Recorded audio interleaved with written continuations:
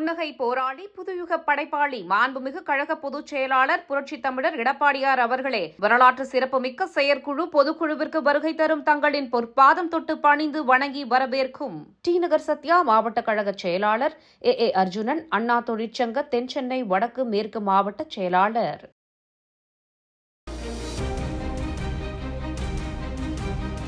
கழக செயற்குழு பொதுக்குழு கூட்டம் இன்று நடைபெற இருக்கிறது.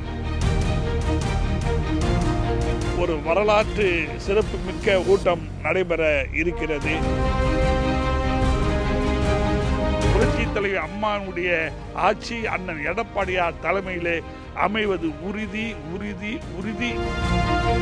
அனைத்து இந்திய அண்ணா திராவிட முன்னேற்ற கழகத்தினுடைய கழக செயற்குழு பொதுக்குழு கூட்டம் நடைபெற இருக்கிறது. கழகத்தினுடைய பொதுச் செயலாளர், மாட்சிமை பொருந்த தமிழகத்தினுடைய முன்னாள் முதலமைச்சர், 2026 மீண்டும் தமிழ்நாட்டினுடைய முதலமைச்சராக பொறுப்பேற்கக்கூடிய எங்களது மரியாதைக்குரிய புரட்சி தமிழ் அண்ணன் எடப்பாடியார் அவருடைய பொற்பாதங்களை நன்றியோடு வணங்கி, கழகத்தினுடைய செயற்குழு பொதுக்குழு கூட்டம் மிக சிறப்பாக ஒரு வரலாற்று சிறப்புமிக்க ஒரு பொதுக்குழு கூட்டமாக இந்த கூட்டம் நடைபெற இருக்கிறது. குறிப்பாக புரட்சி தமிழர் அண்ணன் எடப்பாடியார் அவர்கள் மீண்டும் 2026 தமிழ்நாட்டினுடைய முதலமைச்சராக வர வேண்டும் என்பதற்காக கழகத்தினுடைய அத்தனை பொறுப்பாளர்களும், குறிப்பாக நம்முடைய கழகத்தினுடைய செயற்குழு பொதுக்குழு உறுப்பினர்கள் எல்லாம் மிக ஆவலோடு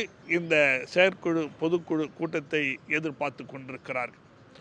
அனைத்து இந்திய அண்ணா திராவிட முன்னேற்ற கழகத்தை பொறுத்தவரை இன்றைக்கு புரட்சி தமிழ் அண்ணன் எடப்பாடியார் தான் இந்த இயக்கத்தினுடைய நிரந்தர பொதுச் செயலாளர். கடந்த திராவிட முன்னேற்ற கழக ஆட்சி காலத்திலே பறிக்கப்பட்ட திட்டங்களை எல்லாம் மீண்டும் நம்முடைய பொதுச் செயலாளர் முதலமைச்சர் ஆன பிறகு புரட்சி தலைவி அம்மாவுடைய ஆட்சி தமிழகத்திலே அமைகின்ற பொழுது அத்தனை திட்டங்களும் மீண்டும் பொதுமக்களுக்கு கொடுப்பதற்கு நம்முடைய புரட்சி தமிழ் அண்ணன் எடப்பாடியார் தயாராக இருக்கிறார்.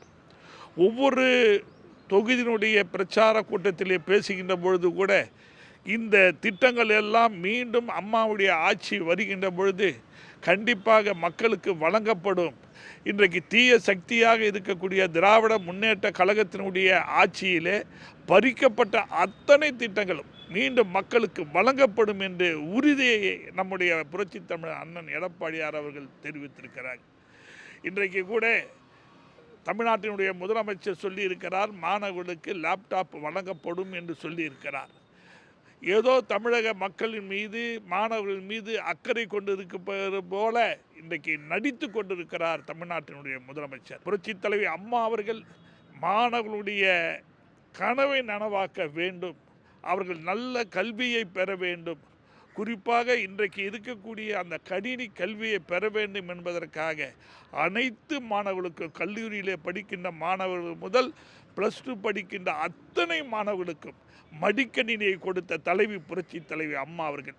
மடிக்கணினி கண்டுபிடித்த நாட்டிலே கூட அங்கே இலவசமாக வழங்கப்படவில்லை. ஆனால் தமிழகத்திலே இதய தெய்வம் புரட்சி தலைவி அம்மாவுடைய பொற்கால ஆட்சியிலே தான் மாணவர்களுக்கு இந்த மடிக்கணினி எல்லாம் வழங்கப்பட்டிருக்கிறது.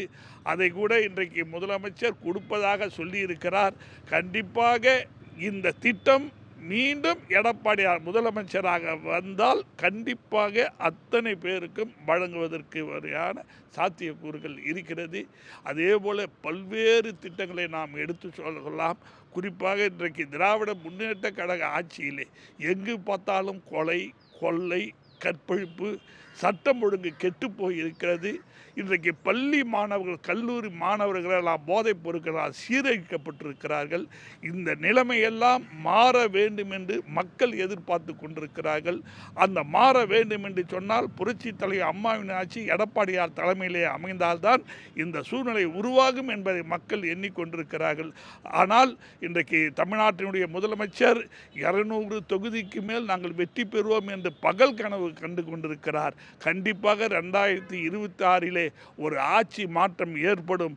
அது புரட்சி தலைவி அம்மாவுடைய ஆட்சி அண்ணன் எடப்பாடியார் தலைமையிலே அமைவது உறுதி உறுதி உறுதி என்பதை தெரிவித்துக் கொண்டு இந்த கழக செயற்குழு பொதுக்குழு கூட்டத்திற்கு வருகை தரும் அனைவரையும் வருக வருக என அன்போடு வரவேற்கிறேன். இந்த அற்புதமான வரலாற்று சிறப்புமிக்க இந்த பொதுக்குழு கூட்டத்தினுடைய இந்த நிகழ்ச்சியெல்லாம் எங்களுடைய மரியாதைக்குரிய அருமை அண்ணன் பெஞ்சமின் அவர் மாவட்ட கழக செயலாளர் அண்ணன் பெஞ்சமின் அவர்கள் மிக சிறப்பாக ஒரு அற்புதமான ஒரு நிகழ்ச்சியாக இந்த நிகழ்ச்சியை ஏற்பாடு செய்து அல்லும் பகலும் பாராது இன்றைக்கு 24 மணி நேரம் கண்டுஞ்சாமல் இந்த பொதுக்குழு கூட்டம் சிறப்பு அடைய வேண்டும் என்பதற்காக அயராது பாடுபட்டு கொண்டிருக்கிறார். அதே போல எங்களது எல்லோருடைய எண்ணம் மீண்டும் நம்முடைய புரட்சி தமிழ் அண்ணன் எடப்பாடியார் முதலமைச்சராக வர வேண்டும்.